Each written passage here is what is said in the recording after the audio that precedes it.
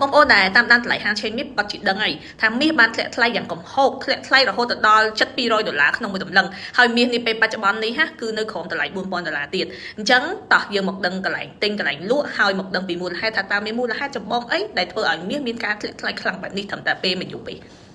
សំណួរគឺសួរថាហេតុអ្វីបានមាសកំពុងតែឡើងថ្លៃបែបនេះហើយធ្លាក់ថ្លៃមកខ្លាំងគឺមានមូលហេតុអីគេខ្លះ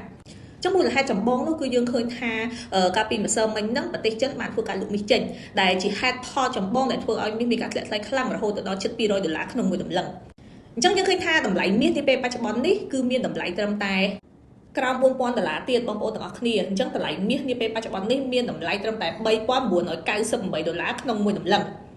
ដូច្នេះតម្លៃមាសអាចឡើងថ្លៃបន្តឬក៏ថមថយតម្លៃតទៅទៀតសម្រាប់បងប្អូនដែលចង់ដឹងពីទិសដៅមាសកន្លែងណាយើងតំបន់ណាដែលយើងគួរកក់ហាងឆេងឡើងឬក៏កក់ហាងឆេងចុះឲ្យលោកស្រីអាចធ្វើការទំនាក់ទំនងនេះខ្ញុំសារ៉ាសាន់ដេតាមលេខទូរស័ព្ទនៅខាងលើហើយជាពិសេសនោះគឺខ្ញុំនឹងប្រៀនដល់លោកស្រីក្នុងការរៀនកក់ហាងឆេងមាសតាមប្រព័ន្ធធនាគារដែលឥតគិតថ្លៃ